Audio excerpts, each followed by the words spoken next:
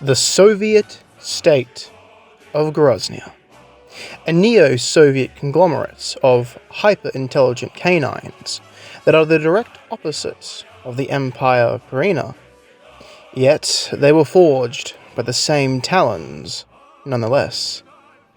But their tale is more of a tragic existence. Slaves to the gods from the start, the Groznyan was designed to die on the altar of the moral righteousness of the dragon. They are Pareena's scavengers. Hi, I'm your host Heatwave, and let's look at the peace, war, and failure that was the Soviet state of Grozny in this most important introduction.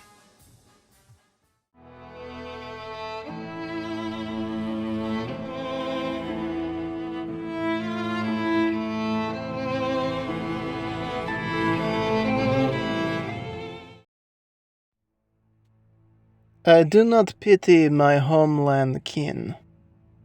This obsession with the Soviet. It matters not if the good mother commands it. For if the good mother said it was her divine will for our pups to bleed and die in some pointless desert, then I tell you, dragon, the good mother must have some sick sense of humor.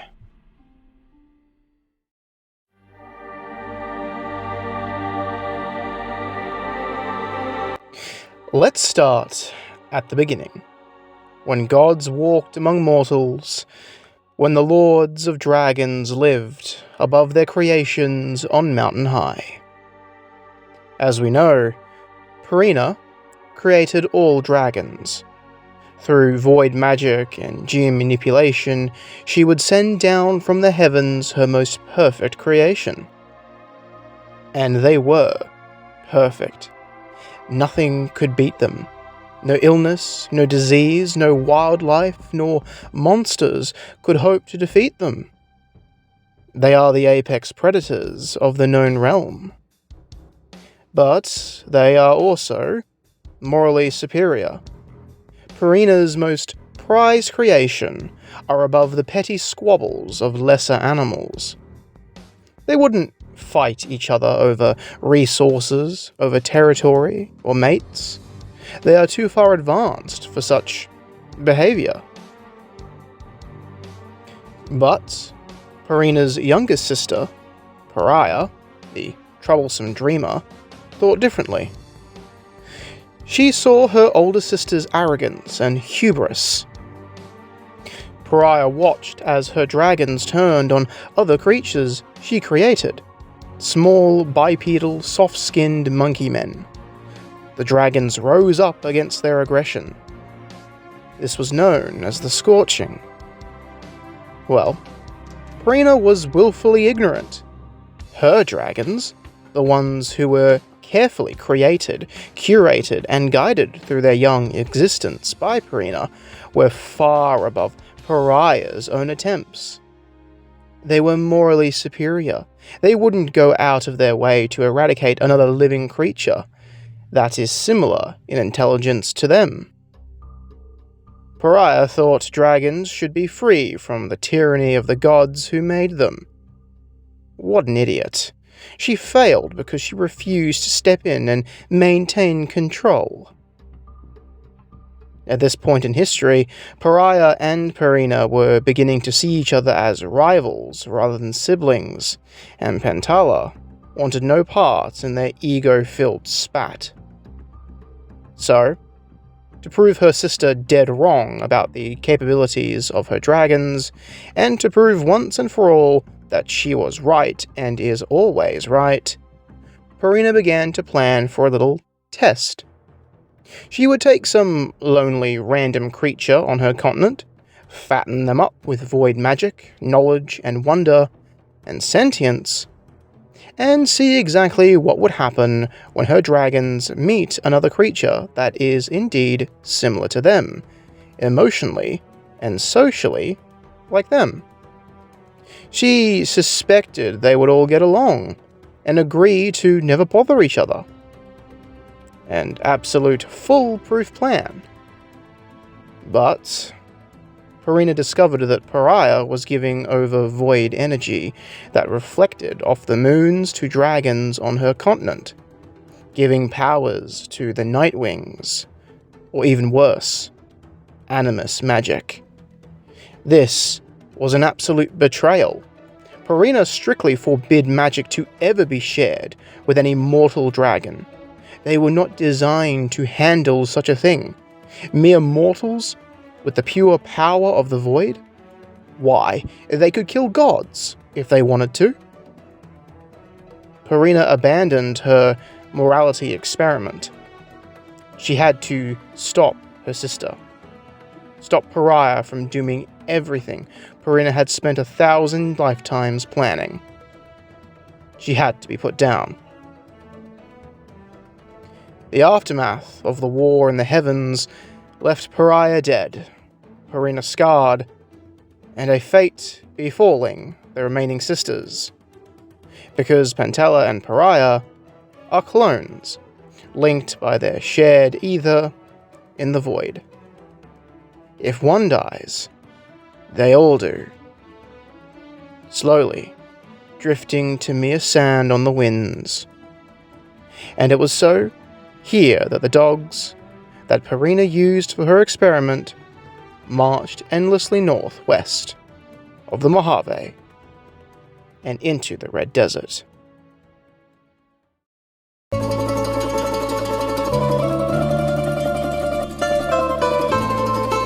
The dogs, originally mere sand dogs similar to desert wolves or coyotes, walked out across the breadth of the Mojave and across the Losime Gap.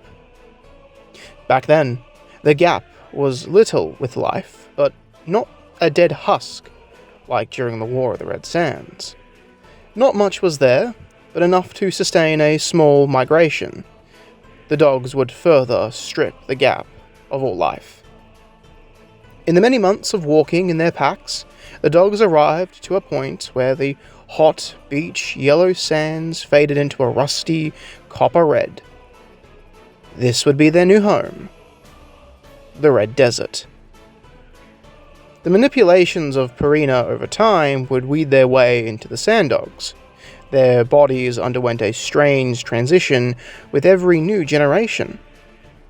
They grew their own dragonic gene at the base of the heart, which influenced the next 5 to 6 generations of new puppies to grow in size and mass, along with gaining hyper-awareness and intelligence, on par with a Pareena dragon. This progress would take a few thousand years, but the dogs of old were no more. The tribals, or packs as they were called, had their differences, yet all agreed on one thing.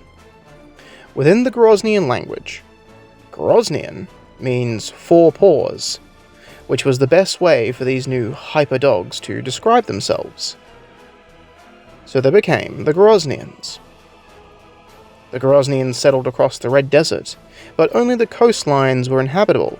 Due to the close proximity to the coastlines, these areas were dense with bushland and dry scrubs, teeming with food and water. The center of the Red Desert, on the other hand, was a barren, flat plain of nothingness.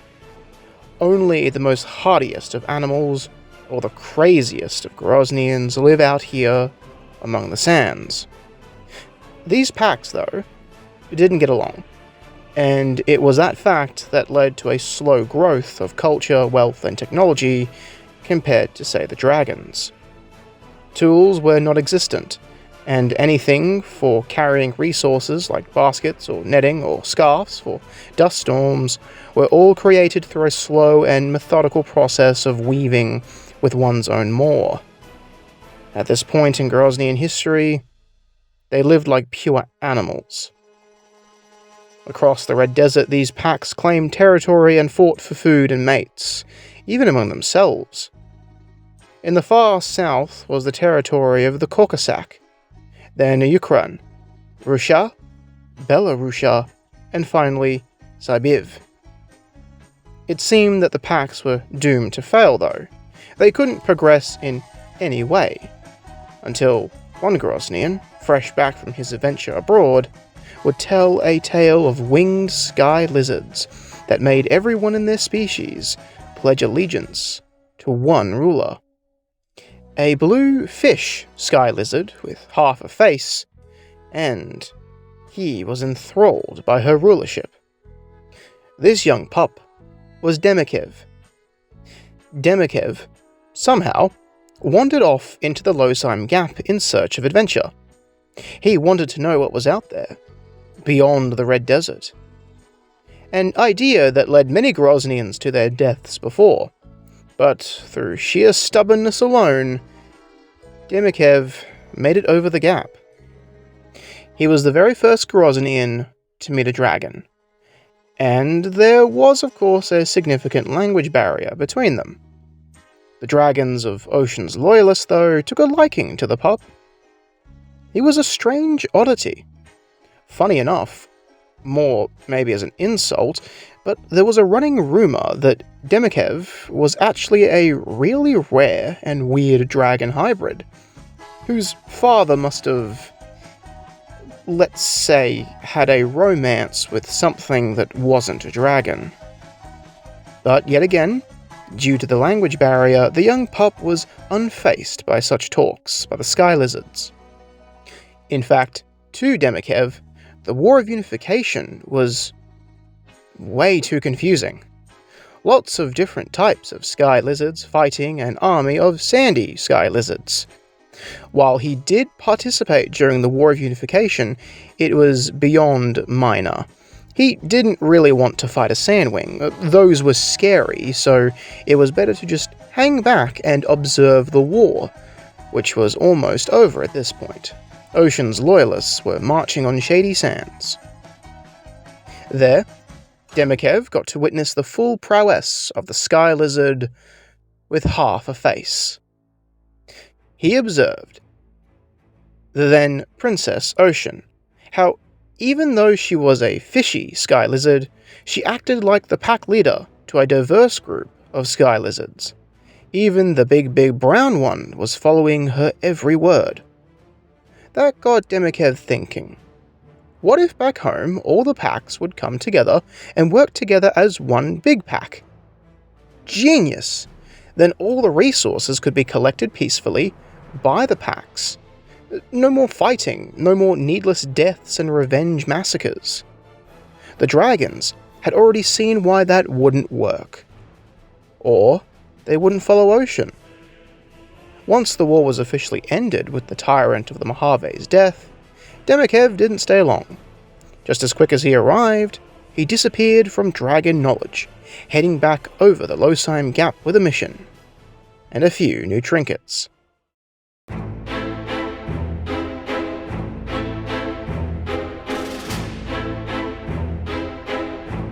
Upon returning to the Red Desert, Demikev was expecting a hero's welcome, but rather his pack just laughed at him. No way he went to a different desert full of flying sky lizards. Oh, that's impossible. The dehydration must have gotten to the poor pup. But his pack leader had a different interpretation of Demikev's little adventure. Demikev brought back many strange items the dragons gifted him, including a knife, armor plates, and gold. These items have never before been seen to the Groznians. For one of their kind to have them means only one thing. He was chosen by the Good Mother. The Good Mother is the patron goddess and creator of the Groznians. Nothing happens to the Garyosians without the Good Mother having some influence over it, or commanding it herself. She is depicted as a large dog with a long flowing tail and pure, ivory, almost white fur. It's foretold that she will never approach the Garyosians directly, but is always that one silhouette on the horizon, always watching. So no one can really claim she actually exists, but the Garyosians actively worship the Good Mother all the same. So when a dog seamlessly returns after a pilgrimage with exotic ideas and items, it didn't matter how big your pack was, nor the territory it occupies, nothing is above the chosen one of the Good Mother. Overnight, Demikev was elevated to a living saint. His word was the word of the Good Mother, and his pack was listening. Of course, this went to Demikev's head. He believed it himself. He was personally guided by the Good Mother herself. It was his destiny to unite all the packs under one banner, as the sky lizard with half a face did. Word spread quickly. His words. Demikev called all packs to come together and form Nastaya Grossetova Staya, or National State of the Packs, with Demikev becoming the first Tsar. Demikev demanded an end to pack fighting. The Garyosian will work together to now better themselves and their pups, bringing about a new golden age. Work began slowly on building sustainable living practices, including farms, waterways, and key infrastructure. The knife Demikev brought back was the most important item in Garyosnia at this point. The dogs attempted to recreate it by using sharp stones and rocks.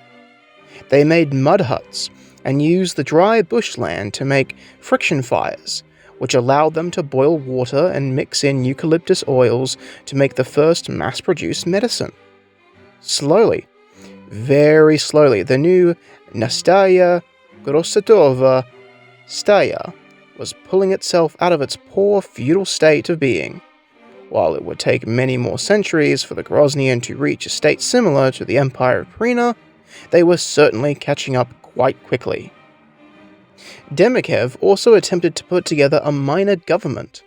While his word was absolute, he allowed the pack leaders to act as local representatives that can challenge his rule on certain aspects, an ideal that will grow into the Garyosian party system. Interestingly enough, the Garyosians, as early as the start of their national state, seem to mirror the aspects of the Empire of Pareena. It makes you wonder that Pareena herself implanted in both species this unique disposition of moral fairness. I guess we are all just slaves to her will. Anyway, Demikev would father a long lineage of future Tsars, and the Nastaya Grossetova Staya would grow ever steadily into a bright future. Of course, until greed, corruption, and the abundance of valuable material resources would be discovered.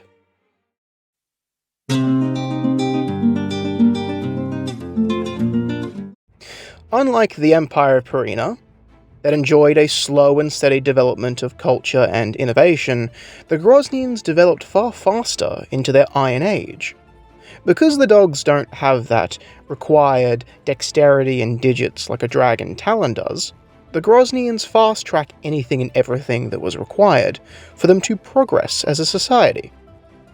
Tools that could be held in the jaw, or little boots that create a subparticle grip, were essential for the national state to create the growing towns, farms, and their capital building. While the Garyosian were as old as the Empire of Pareena, a majority of the populace were living in dirt, clay, and had little to their name. Even with such an advanced representative government, there was just not enough resources to go around at the time. It is only with a massive influx of material that progress will ever be made, because Half of the time, most wealth is focused on allowing a Groznian to actually use what was invented or achieved. It was like a stop-start continuation, compared to the slow burn effect of the Empire. But all that would change in 2072, by the imperial calendar, of course. The Groznians unearthed within the central border between the bushland and the Red Desert an unbelievable amount of materials, metals, and rare earth elements. Apparently, the Red Desert was an untouched paradise of metal, brimming, glimmering with materials and resources, just hiding in plain sight. Anyone with a stake in mineral collection wanted a slice of the action, and projected profits were sky high, especially to the elite class of dogs. The plantation and mine bosses are getting cozy in the national state's government. There became a bidding war for land ownership among the wealthy, but it turned violent soon enough, as everyday Groznians were forcefully swindled out of mining the land themselves. It was here when the first seeds of doubt were planted. Why should few dogs who own so much already own all the materials in the Red Desert? That was exactly the thought of Tsar Mokov IV. There was too much volatility and hoarding. So, he segregated the mining industry into fair areas of operation, allowing the general public to mine the Red Desert if they were so pleased. Well, can't have anything hurting the bottom line, now can we? At this time, the national state government had a number of significantly powerful political representative parties, with the most wealthy being able to buy out, of sorts, the other parties. The government was rampant with corruption. Over half the political representative parties were all secretly within their own alliance. The National Quarry of Grozny Party, the Fruit Pickers Party, Office of Tsar, the Southern Cattle Conglomerate, and the Hat Makers of Kiev, to name a few. They were all in agreement. To protect their perfect way of life, investments, and the wealth they had accumulated over generations of their respective parties, they needed to have a complete access to the Red Desert's materials. And for that to happen, there needs to be a new Tsar. Someone who works on their behalf, not the other way around. So, unfortunately, while on the balcony ways of the Capitol building, poor Tsar Mokov IV took a terrible little tumble and went splat on the pavement below. Therefore, his son, the new Tsar Lindvich II, became the new ruler of the national state of Grozny. He was the perfect Tsar the corrupt parties wanted. He was fat, lazy, a complete idiot, easily distracted by his enjoyment of females and hating his father for living in his shadow for so long. It was very easy to get this fool to do anything they needed. All they had to do was whisper, "Mokov would have never have done this for us," and Lindvich would deliver. So the mining bosses got what they wanted, exclusive ownership of every scrap of sand and chipping of ore in the Red Desert. While this was a blow to the struggling population, the new influx of jobs was all they needed to hear to get in line. Groznians flocked to join mining crews to earn a rare wage, as they were told, and thus we come back to the stop-start progress of the Groznians. Because of how much wealth was being pulled from the earth and smelted, the Groznians were able to jump significantly, almost overnight, to new technological innovations and inspiration that the Empire of Pareena could only dream of achieving in mere decades. The Groznians began to build and refine fleets of transport-novas. These tracked vehicles were used for almost everything: mining, hauling, farming crops, transportation, and construction. Coming in all shapes and sizes, the national state built thousands of these transportnovas in a rapid industrialization of the entire species. While wheels existed, wide tracks helped with getting around the naturally rough ground that made up the Red Desert, and the transportnovas themselves are powered by a heavy concentration of red sugarcane syrup, a plant native to the Good Mother's land. New buildings, teaching tools, farming equipment, improvements in agriculture led to an abundance of food. Famine was finally no longer an issue, which led to a huge boom in population. Garyosians were having more puppies than ever. It was one great leap forward. But it would all start to crack under the weight of progress.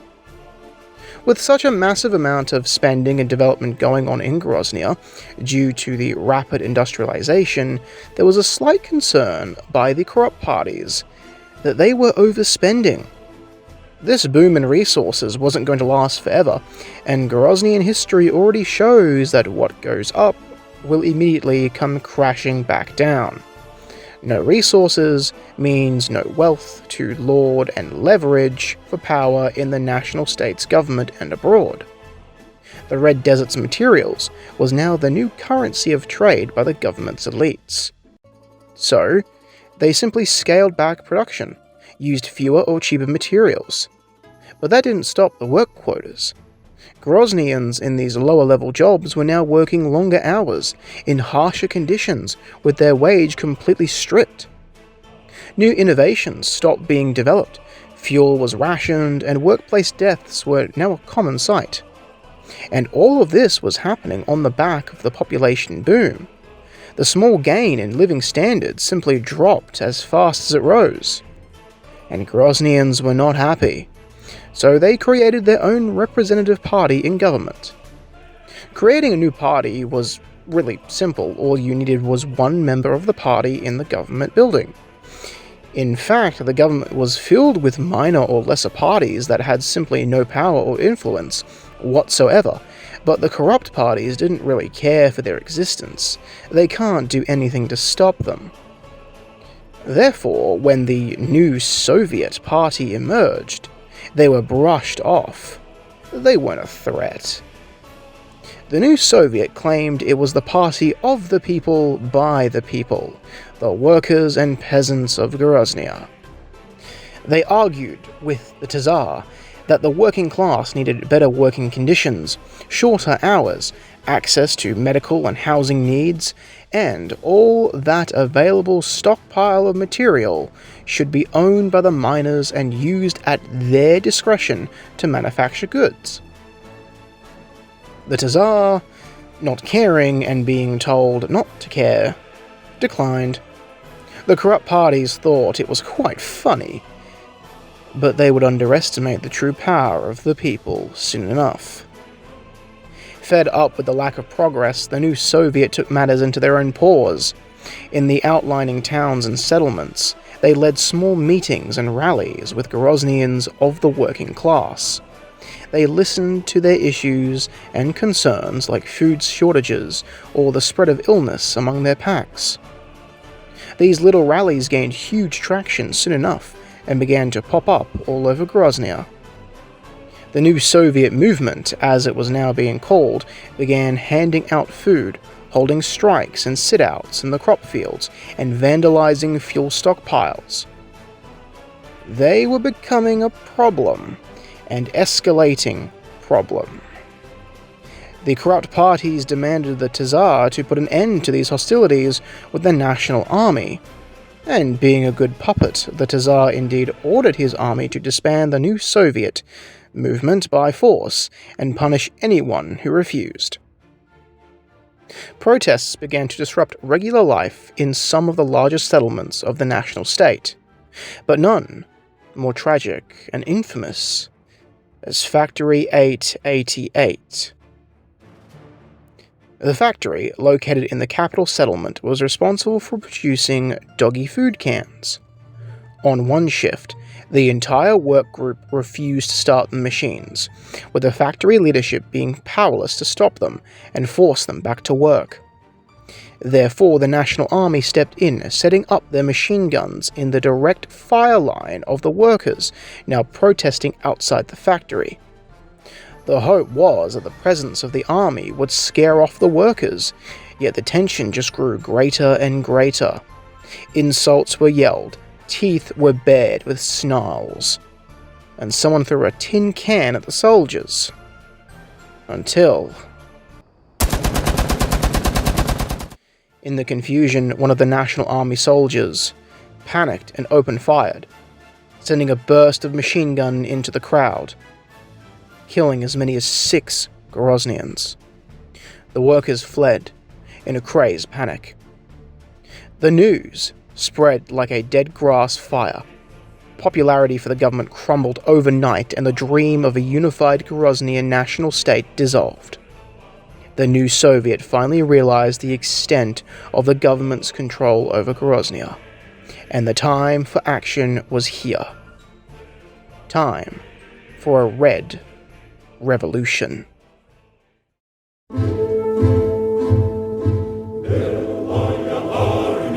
The Groznian Civil War, their Red Revolution, is nothing like the Dragons' War of Unification. The War of Unification was defined not just by its combat or acts of depravity, but also its political theatre. It was a war that moved as fast as its supply lines could accommodate, and its battles were mostly poor calculations on behalf of the Sandwings. The Red Revolution was a war of fast actions, fast armor, and ended just as quickly as it started. Now, of course, the Red Revolution will get its own in-depth lore series, but I'll sum it up the important bits. From now on, the new Soviets simply were referred to as the Soviets, and thus government forces were then called the Nationalists. The Soviets figured that the only way to bring hard change was to take it by force. They leveled off a declaration of no return. A Paquete Vernonia. The Paquete Vernonia was a modern interpretation of the traditional Garyosian way of war. When the Pax battled among themselves, they followed a set of rules to their warfare. To them, it was useless to fight over food or territory if said food or territory gets destroyed in the fight itself. So when the Soviets declared Paquete Vernonia, they are essentially declaring war on the nationalist government. The Paquete Vernonia was expected to be followed by both sides. Unlike the dragons of the Empire of Pareena, the Groznians were not savages when it came to war. To break a Paquete Vernonia was the worse thing than the war itself. It was socially unacceptable, punishable by death. The Paquete Vernonia entailed some guiding principles to warfare, and how to conduct said warfare, like how holy sites to the Good Mother were considered neutral. All soldiers must be identifiable with an allegiance marking or cap. Fighting at night is forbidden, and civilian infrastructure is to remain intact. Fighting began immediately as the Nationalists mobilized their forces. The Nationalists had stockpiles of vast majority of heavy weapons and artillery the Groznians had produced in the loyal settlements. The Nationalists wore the state blue overjacket and blue field hats, carrying all their equipment on their backs or hips by throw-over packs. Armor plates on the sleeves denoted unit numbers, and it was common for Nationalists to wear anti-splinter masks over their eyes. This is in contrast to the Soviets.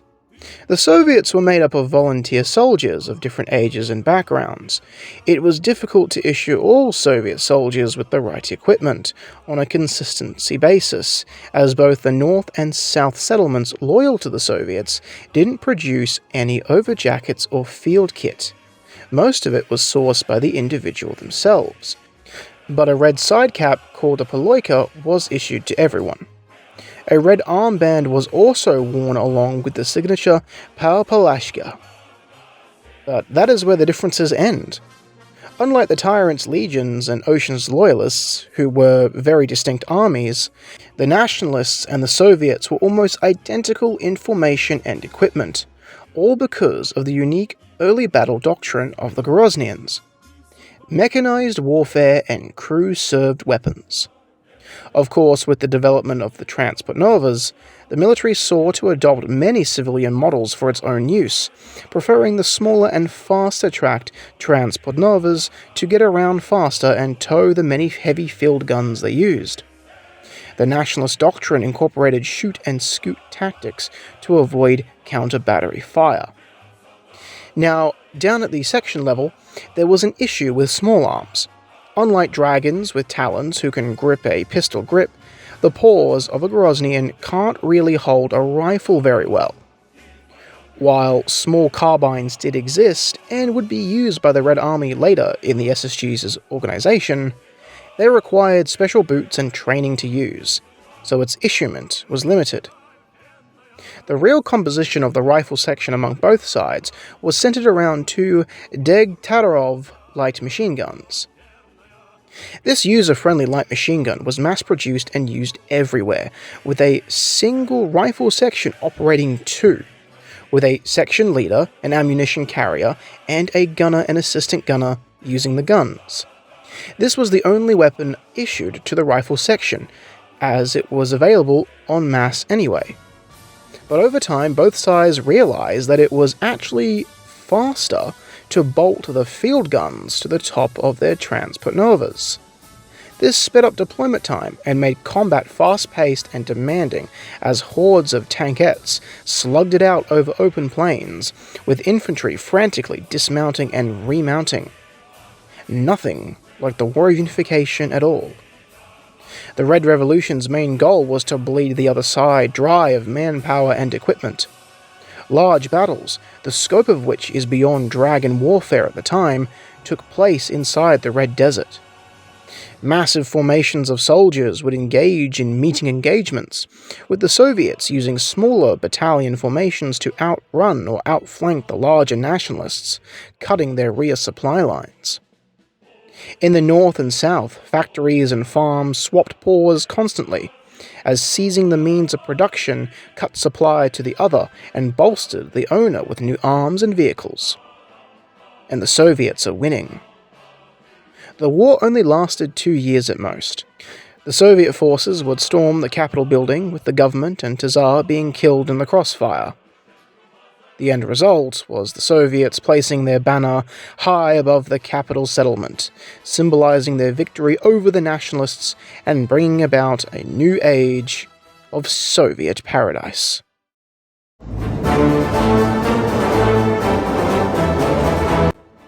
The Soviet Paradise. Many changes came very quickly after the Red Revolution. First was the complete dissolvement of the old nationalist government. No more parties, no more Tsars, only Soviet. Each identity of Soviet society was allowed to select one representative. That representative would sit on a committee and vote for the state leader and state affairs. New promises were made about the future of Grozny: free education, access to food, better living standards, and the unlocking of mine and land ownership to access all those sweet stockpiles of materials, which the new Soviet government stated they planned on spending every single scrap. The Soviet military would, unfortunately, be disbanded to prevent further revolution. The army and all of its equipment was scrapped or placed into deep storage. Now, the loyal NKVD handled all domestic state security. But they were little more than bullies. Finally, the Soviets began the mass denationalization of Grozny by tearing down symbols of the former government to replace it with the Soviets' own branding to foster a new sense of national pride and love for the new Soviet regime. This was, of course, the sickle and the dog bone. It represents the humble nomadic background of the Groznyans before the Nationalists and the hard-working labor of its people. Of course, What followed from the Soviets' takeover was truly amazing. With the restrictions on material resources lifted, the Soviet state wasted no time putting all of this material to good and fair use. Science and engineering flourished. The Garyosians built mega-cities connecting highways between them. Advancements in transport technology made them far more reliable, and because of the agricultural sector booming with bountiful harvests, enough red sugarcane was grown to fuel the fires of Soviet state for years to come. Technological innovations accessible by the everyday Garyosians would be alien to any dragon of the empire.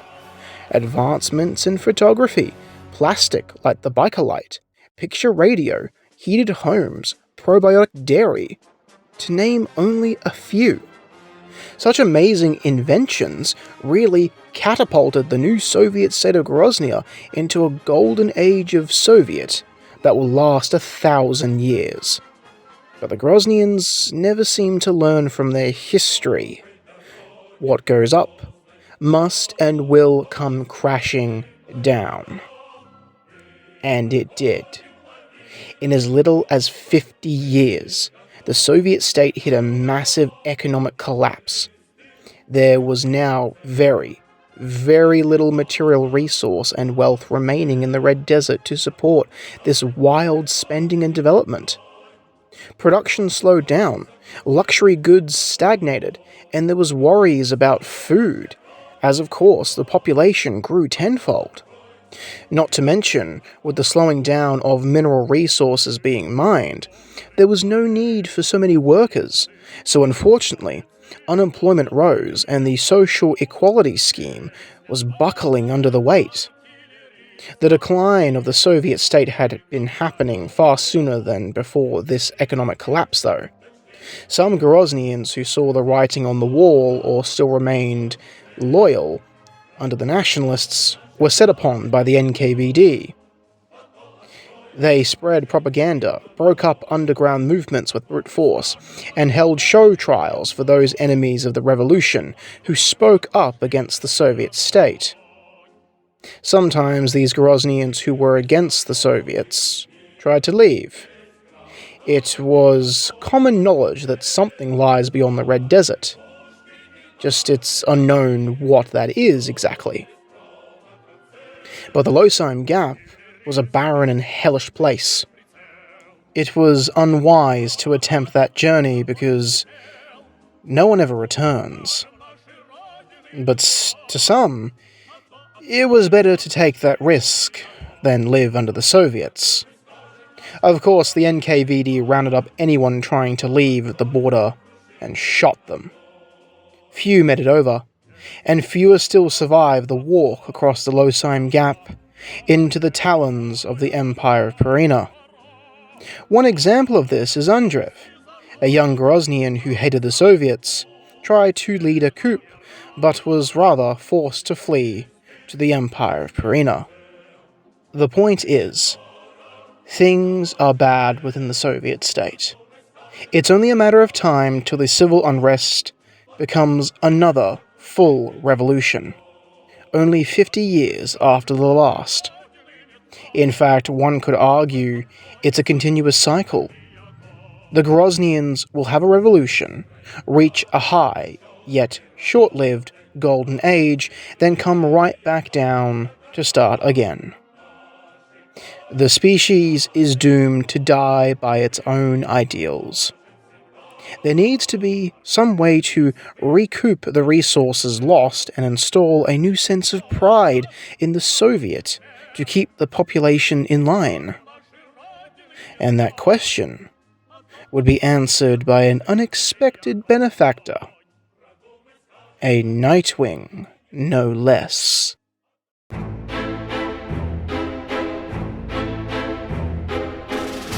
Now, I do want to quickly touch on Garyosian culture, especially in how the traditional culture of old ties into the post-revolutionary culture changes brought by the Soviet.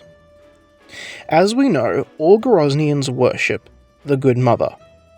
It's their creator and their god, Nothing happens without her say-so. Some believe the rise of the Soviets was her doing. Either way, shrines and devotions exist all over the Soviet state, and she is still regarded as the guiding figure to the Garyosians. Some dogs carry and wear small amulets shaped like a sitting dog. This is to honor the hallowed patron. All Garyosians carry a dog bowl. While it wasn't always a thing, especially before metal could be shaped, but since then, all Garyosians carry the dog bowl. Its use is very straightforward. It is used for eating and drinking, as one would expect. Thinking of it as a cultural mess tin. No matter what walk of life, age, or profession, all Garyosians carry one. Clothing is somewhat interesting to the Garyosians. Like the dragon Bakama, the dogs too have a cultural uniform unique to them. Called an overjacket, it's a simple cut of fabric that lays over the back and hangs slightly off the back of the hips. It can sometimes wrap around the neck or chest, but all features a belly band underneath to hold it against the body. The overjacket is used for everything. It can be seen as fashionable, have pockets attached for carrying items, or feature padding or protective inserts. A winter version of the overjacket is called a telegoika. While for summer many Garyosians wear shama scarves, this traditional wrap of thin cotton is wrapped around the head during sandstorms to protect the face. While the Garyosians wear their overjackets, that's not their signature garb of their nation, but rather, like Bakamas worn by dragons, the dogs have adopted a set of hats as their most significant defining cultural clothing item. Dating back to the Nationalists, hats were a way to not only keep the sun out of one's eyes, but at a glance could symbolize the rank or authority of a Garyosian. Caps, side caps, and padded helmets are among the most common, but due to the victory of the Soviets, their Poloika cap became the go-to cap for military, government, and services within the Soviet state of Grozny. Speaking of Soviet, a simple takeaway from their revolution was the adoption of the universal term "devazdevaj." This was a gender-neutral, equal word for Garyosians to dress one another. It was used in front of titles, ranks, and was expected to be used no matter the situation, formal or not. Now, this is only a snapshot of Garyosian culture. Like the Empire of Pareena, its culture is rich and deep with traditions both old and new, all of which deserve its own unique and exciting lore episode.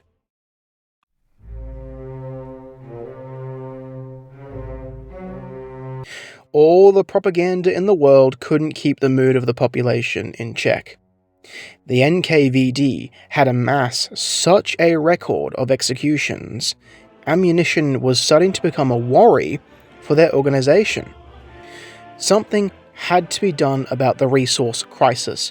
There was just not enough resources across all sectors to fund a few more years of production. But already, food was starting to become rationed out to the populace. The current leader, called the Vozad Proletariat, at the time, was a dog named Andropov. He was one of the more popular leaders. His down-to-earth and peaceful attitude made him grateful and compassionate. He understood the plights of the Garyosians. He truly felt for them and spent many sleepless nights convening with his committee about what they need to do and what they need to prioritize to save the dwindling material resources of the Soviet state. But his jealous brother Gromyko thought differently. His brother was weak, useless. He didn't have the stomach to do what was needed. To save the Soviet dream, the Soviet identity, the government should be trying to do anything to make that so. But then, from the shadows spoke a voice in his language, a voice unfamiliar. A sky lizard A dragon? Dark as night and shadier than a eucalyptus tree. This sky lizard introduced himself as Farseer of the Nightwings. He had taken pity on the dogs and their plights, and oh so wanted to help. Out of the kindness of his own heart, of course. At least, he hoped so. This Nightwing promised to solve the Soviets' resource crisis. He knew of a land beyond the Losime Gap filled with untouched riches. The other sky lizards were mere primitive savages. They had no need for such material wealth. All one had to do was take it. Quick and simple. Gromyko, well, he wasn't that convinced yet. This all seemed too good to be true. Why would this dragon dare to tell the Soviet state about anything? Plus, the Soviet state had no army available, and Andropov would never approve of this. The Nightwings simply spoke. If he wanted to lie to Gromyko, why didn't he just kill him instead? He certainly could, but he wanted the dogs to do something for him. He wanted a distraction towards the primitive dragons, a smokescreen while his master looks for something valuable. Everybody wins. The Garyosians get the resources, Farseer gets his distraction. But then there is still the issue of Andropov. Well, Farseer will simply kill him, leaving the position for Gromyko. So Gromyko agreed, and the Nightwing faded to black. The next morning, a serf found Andropov. Well, pieces of him. Such a brutal death of a still beloved leader sent ripples over the SSG. Gromyko saw a grand opportunity to lay blame towards the dragons. The dragons did this to the Soviet state, and they will do it again. They tried to undermine the Soviet way of life. No more shall Grozny be intimidated by outside forces, for it was the will of the good mother. And it was that last declaration that turned something on inside the Groznyans. A sense of purpose and revenge. For if it came from the good mother, then it was surely their destiny to commit to her will.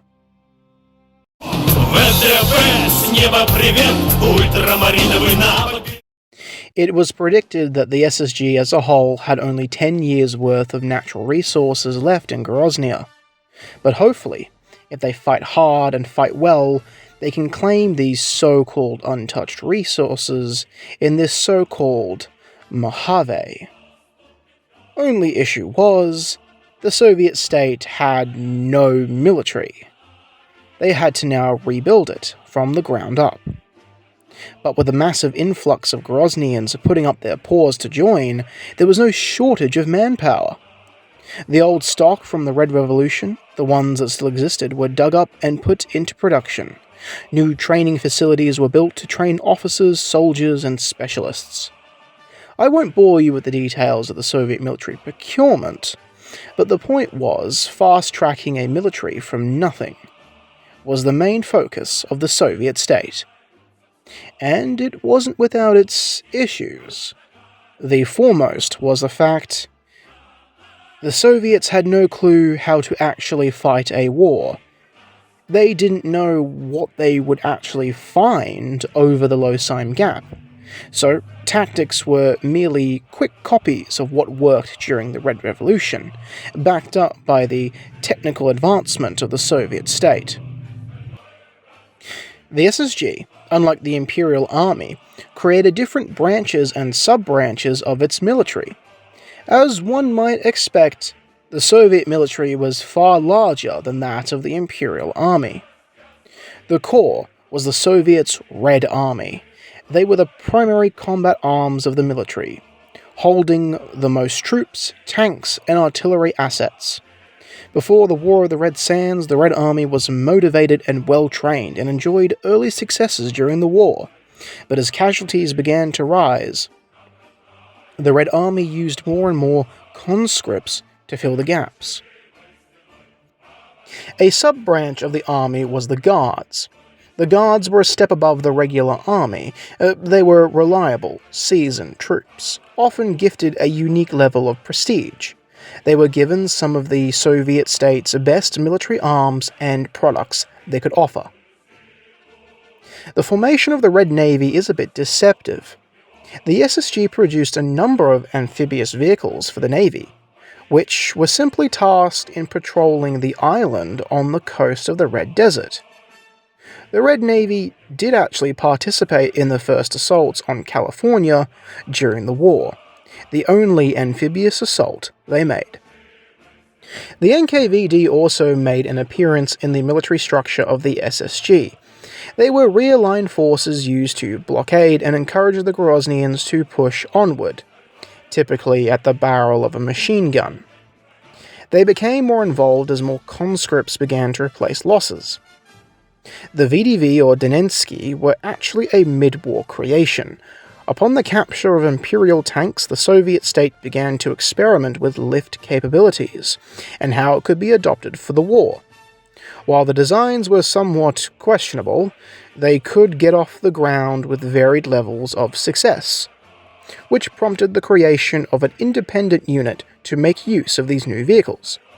The VDV are Soviet paratrooper and heli-borne infantry with limited mechanized capabilities. Formed from the Guard units, the VDV was seen as a top-tier unit. They wore a unique cornflower blue hat to show their prestige and status. They only ever got to perform a single jump. Due to logistics, they were used more as light infantry. And finally, the crowning jewel, the Spetsnaz. These are the SSG's equivalent to the Imperial Army Commandos. They are the best the Garyosians have to offer. They had the best weapons and armor and camouflage available, yet they unfortunately were never used. For all their greatness, the Spetsnaz were merely just light infantry. They had no heavy weapons or tanks, and were too small in size to really be able to contribute to any major battle. They are better at single-target, high-profile strikes, but found their place in real-line security, hunting commando sabotage teams throughout the war. The Soviet soldier, or soldat, is, of course, wildly different to his Pareena counterpart, the inductii. While different branches of the Soviet military have different types of specialized equipment, they all still wear the baseline kit issued. All Soviet soldats wear the 6B2 battle coat, an overjacket fitted with an internal superstructure and small panels to fit titanium armor plates, and features built-in pockets. On the back is a Vedomostok throw-over pack, which contains all the soldats' bedroll and a general-purpose bucket for carrying anything they need. On the head, they wear a heavy, low-cut padded insert helmet with cup protectors over the ears. The soldat is far lighter on equipment than any inductii, and that is for a good reason. The SSG is a mechanized army. They ride in the back of infantry fighting vehicles and armored personnel carriers. They don't need to lug around all their kit, for it's just stored in their vehicles. Plus, to fit in the vehicles, the soldats need their equipment to take up as little volume as possible. On his paws are a set of boots. These little boots have specialized treads allowing the soldat to hold or grab objects that he may not be able to grab with his natural paws. Small arms have always been a problem for the soldat, because of the whole lack of talons issue. But with new boots, training, and development, the Aftermath Pupikov was the result of this endeavor, a Bol Pup 5.45mm short automatic carbine. But it didn't stop there. The Soviet state produced some weapons and tools that a Dragon couldn't even dream of. The Garyosians were very big on their rocket technology, seeing the fact that a warhead doesn't lose velocity if it's being propelled by a rocket motor, creating an accurate weapon. The Soviet military thus stuck rockets on everything they could. Sure, it had its flaws, like a lower natural velocity, and they were expensive to use. They are more than effective in their role. Almost all of the rockets or missiles used by the SSG are high-explosive anti-tank warheads, with the most effective of them being the Malyukta ATGM, or Anti-Tank Guided Missile. This was a wire-guided weapon. As the rocket fires, a small copper spool of wire trails out. This wire sends command input from gunner to rocket, allowing the gunner to make adjustments in the rocket's flight path to target. This weapon was available in a puppy portable configuration, as well as being mounted on infantry fighting vehicles. This, of course, is only a mere snapshot into the Soviet military, as was before and during the War of the Red Sands. Even though their tactics were not that effective, and there was trouble on the home front, the Soviets could still bring to bear some potent weapons of war.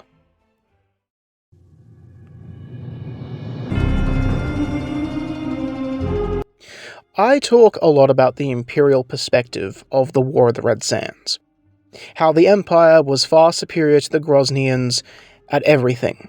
To the point, the war was basically a slaughter. The Empire inflicted so much damage on the Soviet military, it had no way of winning. It was doomed from the start. But of course, that's only one perspective. Crossing the Losime Gap was a difficult task as it is. The constant lack of water affected dog and war machine alike. The heat was unbearable, yet supplies were costly to move, and despite their hate for slow movements, Soviet command had to deal with that fact.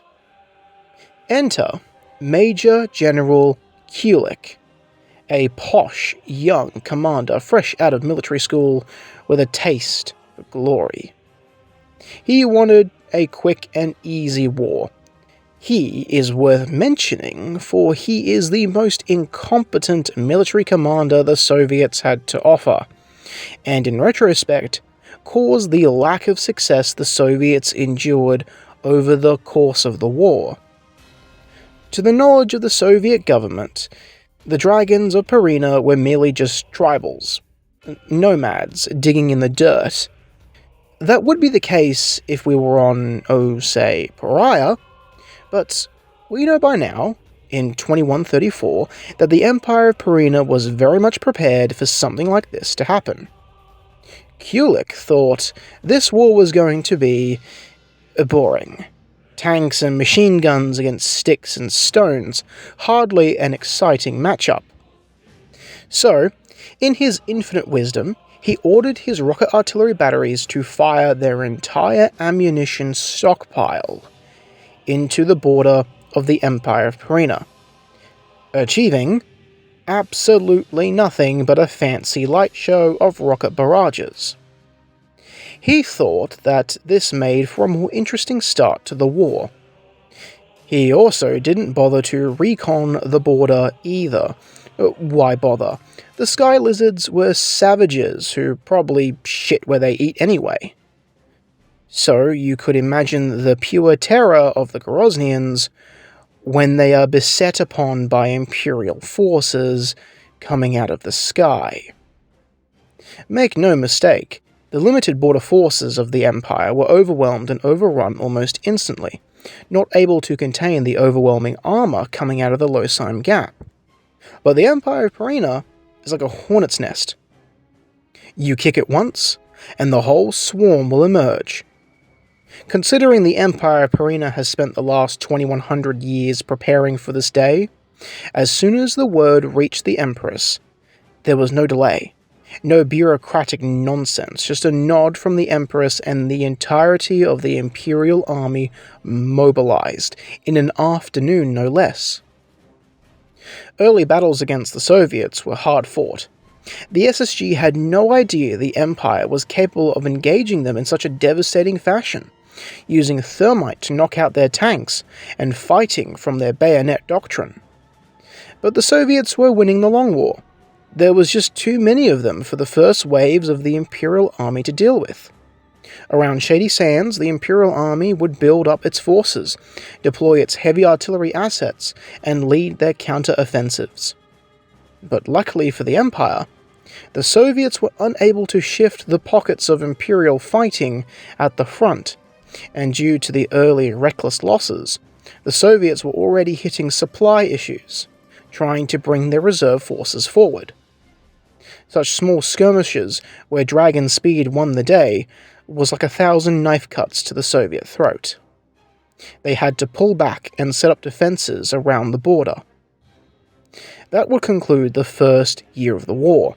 By 2135, a naval landing would occur near California, with Soviets occupying the city until Imperial forces fought house to house and street by street to rid out the dogs, seeing some of the bloodiest fighting of the war.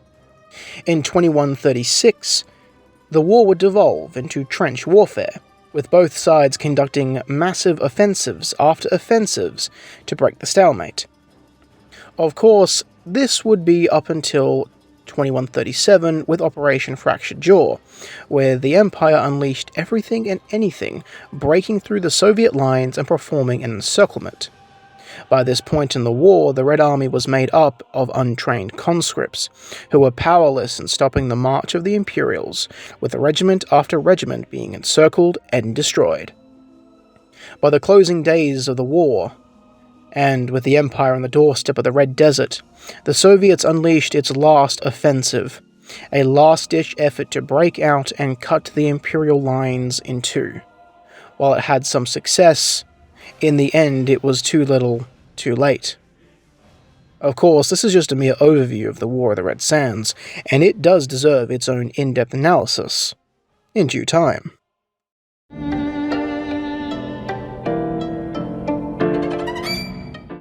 The Soviets didn't want the Empire to push any further, but with their army all but depleted, they had no choice but to beg for peace. They had lost, and the Empire has proven itself the better. The Empire was actually divided over this outcome. Some wanted to press on, wipe out these simple-minded fools for daring to attack the glory that is the Empire of Pareena, but others argued they had won. No need to flog a dead horse any further. The Empress at the time agreed with the latter. Over the years of fighting, how many dragons had lost their lives upholding the sword? How many mothers or fathers won't be returning to their dragonettes? How many sons and daughters won't be able to celebrate a hatching day anymore?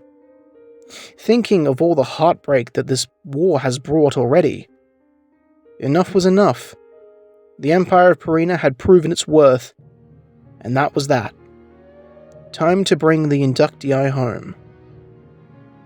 The Soviet state was allowed to continue its existence, on one condition. If it ever attacks the Empire of Pareena again, the dragons will wipe them out. No mercy. Not even to the youngest pup. Post-war for the Soviet state of Grozny was one of depression and misery. On the bright side, the population had been so depleted that whatever resources remained could now support the Soviet state. But life was lonely and dire. Not many came back from the war, and those who did were crippled and scarred. It was now a fact that the SSG would die out eventually, in a generation or two. There was no hope left. Some believed they failed the Good Mother, and this would be their fate. But others fear her wrath would return. And it did. During the Hive Wars. The Xenowings marched across the Red Desert and killed or consumed everything in their path. The Groznyans called them the Karishny Dyelov, for these Xenowings grew red scales to better camouflage themselves in the red sand. It was believed that these dragons were sent by the Good Mother to punish the Groznyans for their failures. They fought with their backs against the wall, but it was not enough. Like the Empire of Pareena once did, the Xenowings slaughtered the dogs, leaving none alive. The small pockets of the Red Army held out as much as they could, but running low on supplies, they were doomed. Only through the intervention of the Empire of Pareena did the dogs manage to prevent their own extinction. Because the enemy of my enemy is my friend. So using whatever they had left, the last bits of the Red Army would participate in the Imperial Operation Second Son. Their objective was to draw out the Xenowings in the northeast of the hives to allow the Empire to get close enough to then enter the hives and destroy them from within. The plan did work, but at significant cost. The Red Army lost everything, right down to the last Groznian, a final blaze of glory for their once large and proud military, just in time for the end of the Hive Wars.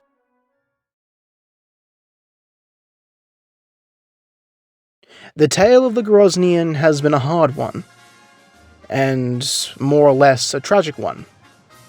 Born merely a plaything of the gods, their fate was sealed well before the first dog gained any sense of self or surroundings. They have been conditioned to die, on the altar of dragon egos and progression. But they are still a major player in Pareena. While they are not as strong, or fast, or hardy as their Sky Lizard counterparts, they shouldn't be overlooked, and definitely not underestimated. They are by far a better representation of scavengers, and prove how other sentient life can exist alongside dragons, in both peace and war. But what's the rest of their perspective and culture? Well, that and many more is a story for another episode. And on that, I've been your host Heatwave, signing off.